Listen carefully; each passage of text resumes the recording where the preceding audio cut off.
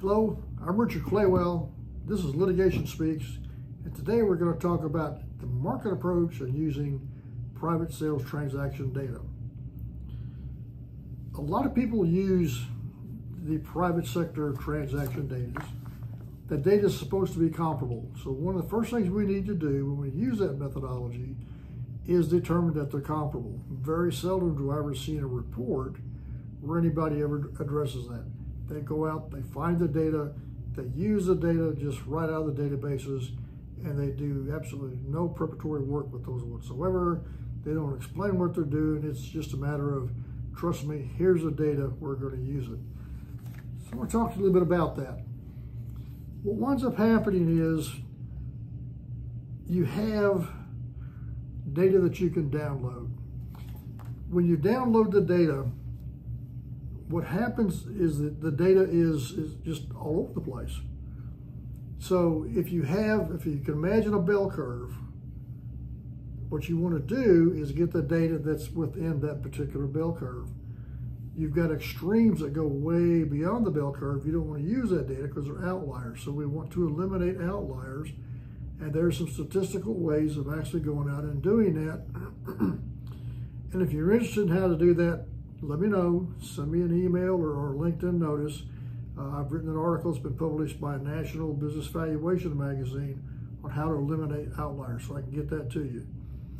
But what we want to do is to look at the data and see what's actually there. When we download the data, we want to typically use data that, well, not typically, but all the time we want to use data that's within that bell curve.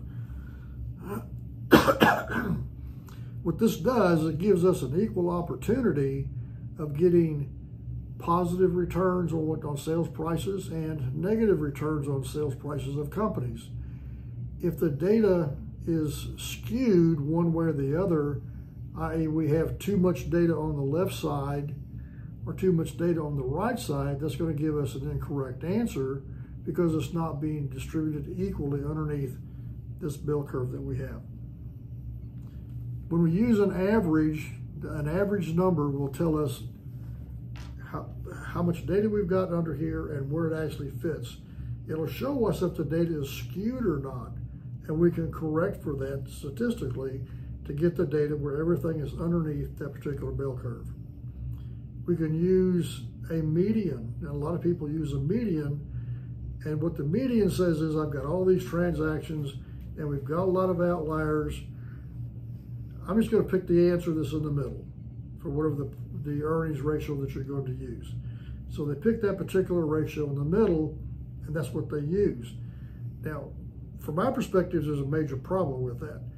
Let's say you've got a whole lot of transactions that are on the negative side, and you got a whole lot of transactions on the positive side, and the way it works out, the one in the middle has nothing to do with either one of those two, but now we've got a number. So we use that number that ignores the outliers, whether they're positive or negative.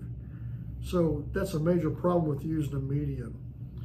We can use, there's a thing called a harmonic mean. That's kind of a fancy term for kind of like a weighted average.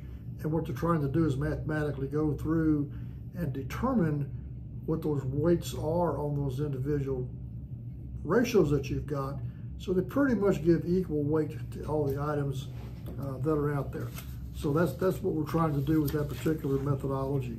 When you get the data, and I believe I mentioned earlier about skewness, what winds up happening is a lot of times that data is shift to the left or shift to the right. And there's ways to measure that to determine how far can you shift back and forth and still be within the realm of being on a bell curve and the data is considered to be normally distributed. So that's something that you should take a look at is the skewness.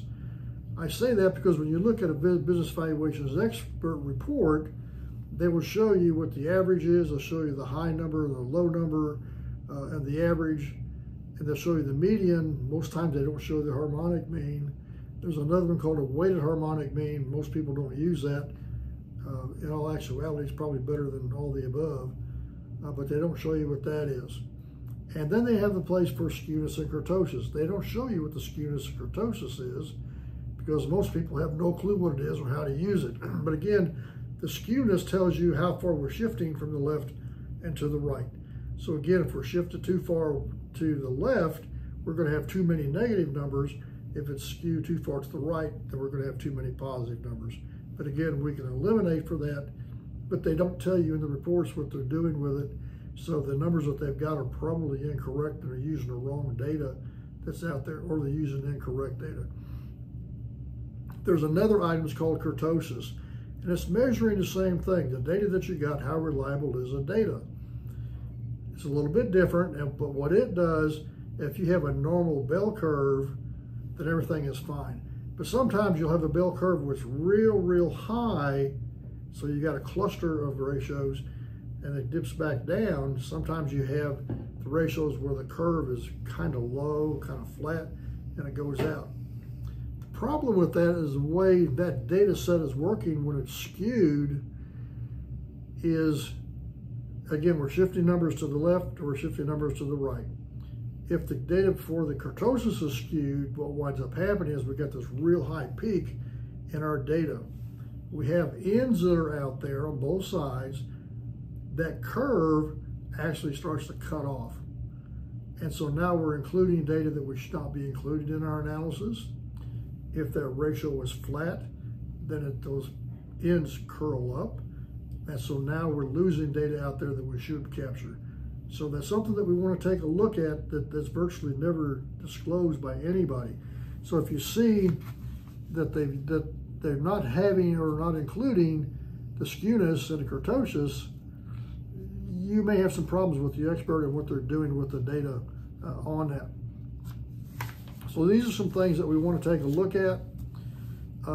If you understand these things, it will help you better from a planning standpoint. It'll help you better from a negotiation standpoint, because you can criticize the other expert in a mediation if you don't have an expert there with you, why these issues are incorrect. It's very important information, I believe, but most people don't get into this. There's another issue that we'll be talking about later on, where what winds up happening is people will go out and start averaging all these numbers together. And I remember my first night in statistics class when I was going to college for my bachelor's degree, the statistics professor, maybe the first or second night, he said, you never average averages. And you're not supposed to do that. So that is something to keep in mind also. I want to thank you for listening. Check the links below for more information, and you can comment below on the feedback for anything that you might have, good, bad, or ugly, I don't care. But let us know if you liked it. If there's a topic you'd be interested in hearing about, let me know that also.